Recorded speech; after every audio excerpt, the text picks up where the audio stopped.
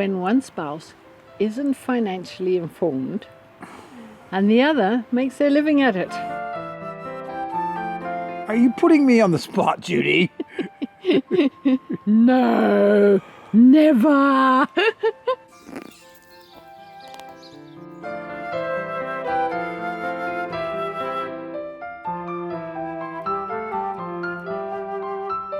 I'd like to first start on the subject of tithing.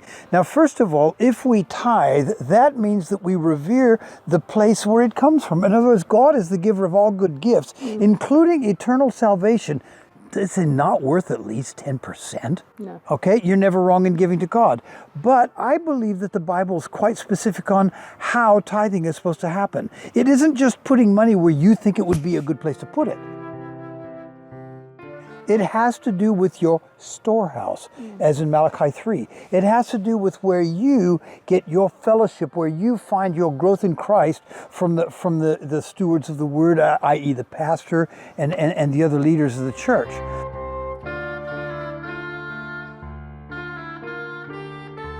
So if you're just putting your money wherever you want, to me, I think that's a little dodgy.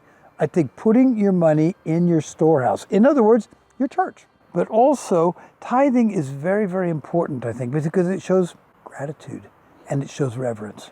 Well, would you put your store in your neighbor's barn? Well, no, I wouldn't actually. Now, Judy's going to tell us how she has organized our accounts from day one of our marriage. Yeah.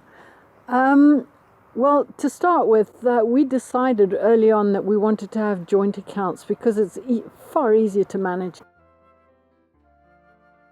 If we're living in one house and we are buying our groceries and paying the electric bill and all of those things, to have them bits and pieces taken out of his account and her account it's just bitty, and you can't control it.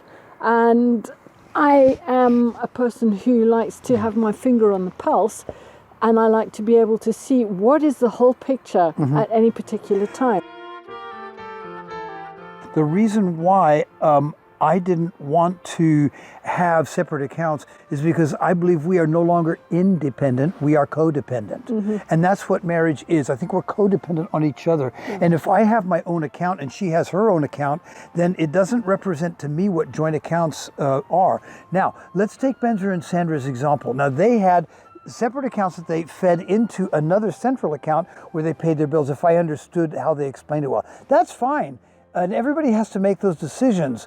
Codependent status of being married is best represented by joint accounts. What if I was the owner of a company? Well, a company account should never ever be mixed up with personal accounts.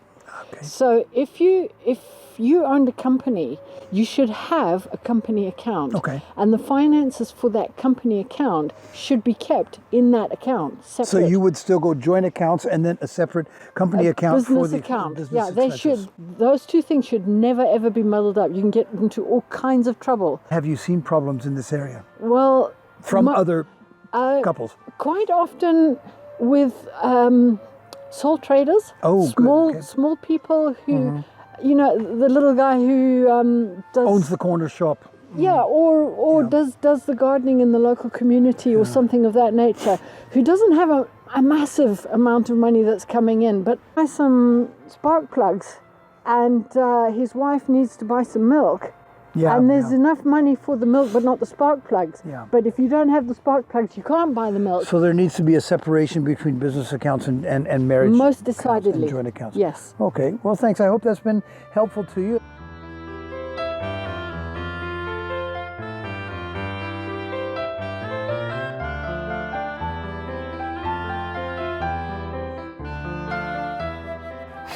Well, I survived that one.